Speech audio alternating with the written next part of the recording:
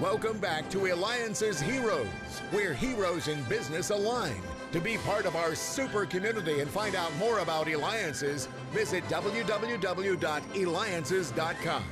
Now, back to our super host, David Cogan, founder of Eliances. It just keeps getting better and better, and I'll tell you, this show is all about heroes, those that are inventing, creating, and those that are protecting others.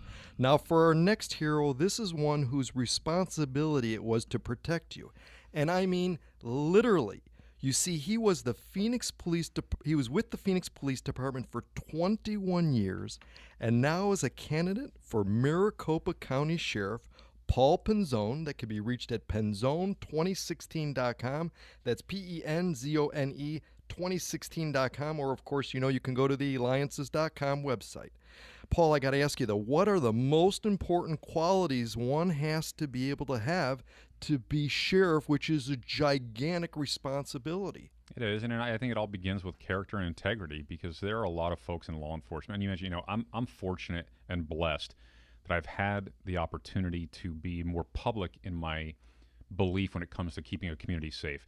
But there are a lot of men and women in uniform whose names you'll never know, but they go to work every day with conviction and integrity and ethics, and they work exceptionally hard. So there's a lot of talent when it comes to being the sheriff. I think that you have to have the match of character, and not being a character, but character along with skill set, because the decisions you make affect the entire community, and you have to be convicted to hold the course, to enforce the laws, and to do what's right for your community, not for yourself. And 21 years of being on the police force, I mean, that's a lot of time. You've certainly gained a lot of experience doing that.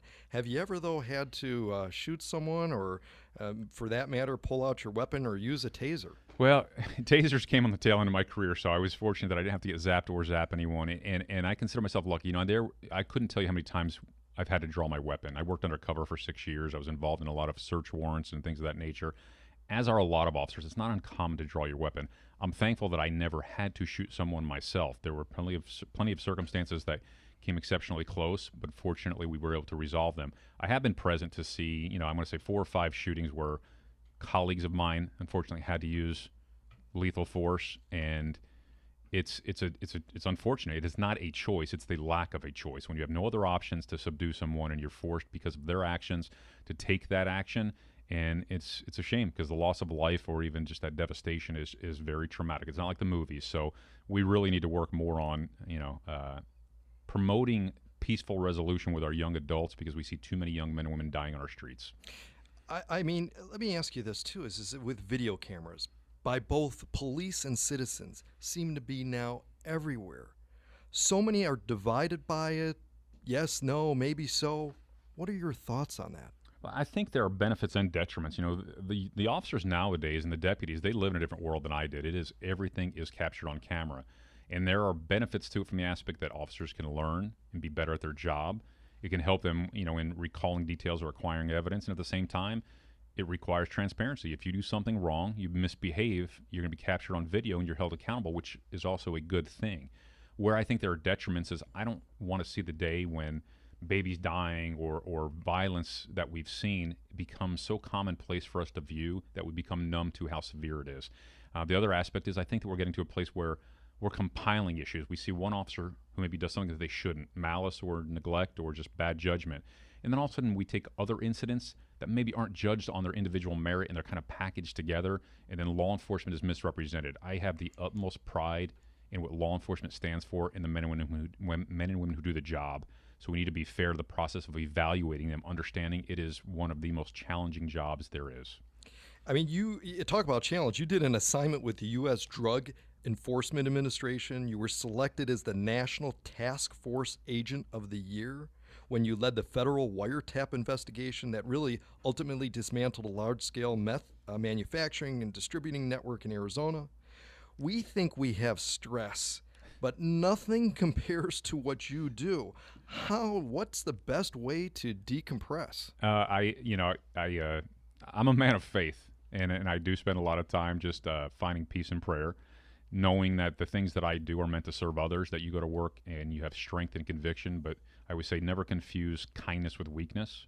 Be a kind person and be a strong person. And I have to realize why I'm doing what I'm doing. I have a family. I have 2 beautiful sons. My wife is a business owner.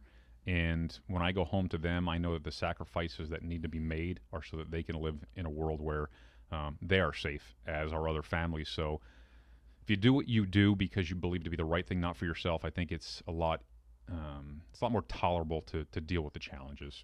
Well, help us understand, what's the secret to being tough so as not to be taken advantage of, yet having to be gentle and kind, as you mentioned, so that you can help others? How do you do that? How do you almost do both, right? Yeah, you have to know who you are and what you stand for. And as I stated earlier, have conviction. There are bad people out there that want to harm our families, that do bad things. They need to be held accountable. And someone's going to have to stand between them and those who are being victimized. So the strength comes in knowing why you're doing what you're doing and that it's for the right reasons, believing in it. The compassion comes in understanding that if you're in a position where your family is victimized or you yourself, and putting yourself on the other side of the table. I've spoken with hundreds of victims of horrific crimes, and to see through their eyes and understand, if I were on that side of the table, what would I want from law enforcement? To have that compassion to understand that good people need strong people to stand by their side during the most traumatic times. We just recently had a road rage incident on the freeway where a woman lost her life.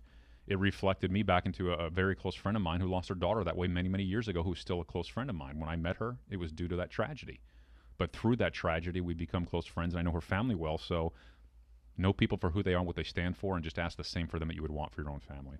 And we're speaking with Paul Penzone. You could reach him at Penzone2016.com. That's Penzone 2016.com. He is candidate for Maricopa County Sheriff. You're listening to Eliances Hero Show with David Cogan. Are you a hero? Go to Where Entrepreneurs Align, be part of the community, Eliances.com. Social media, Paul, help or hinder for law enforcement? I think it is much like it is for the youth of our nation. It is a help and a hindrance. I think when you use it for positive, when you use it to accomplish things and solve problems, then it's a good thing. Or build relationships in a positive way. When you use it for bullying or to attack, I say this, very much tongue-in-cheek, which is when I was on the street as a cop and you knew who the bad guys were and what you were dealing with, it was actually something that was a challenge I was more able to address than dealing with the nonsense I see on Facebook and through social network, where people from their living rooms will say the most distasteful, untruthful things to hurt others. And we have to get away from that. It's not okay to bully from a pulpit when we try to teach our children, or not from a private place, when we try to teach our children what it means to treat each other with respect. So we have to change the context and the narratives that's going on in social network.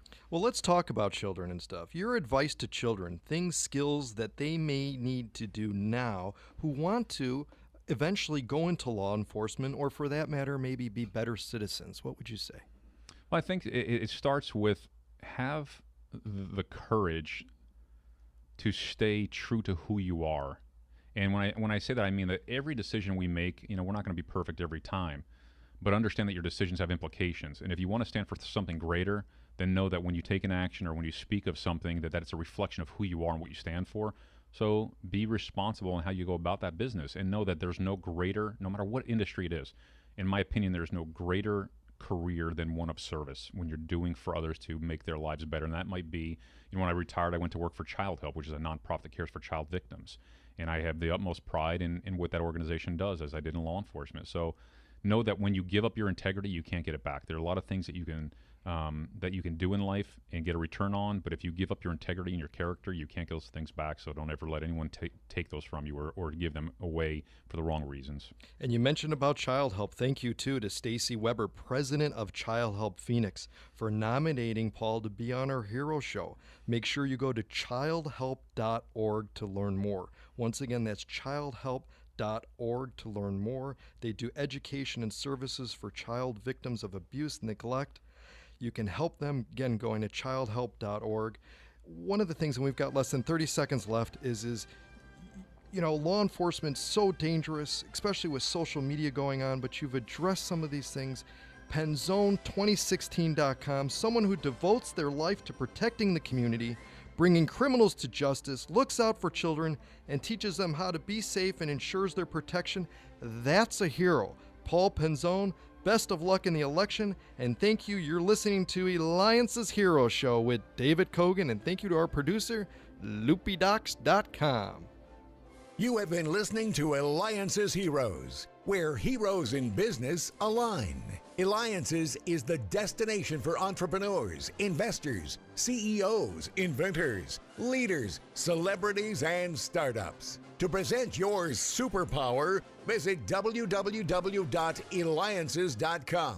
To unmask Eliances heroes' secret identities, be sure to tune in every Thursday at 9 a.m. right here on Money Radio 1510 and 99.3 FM.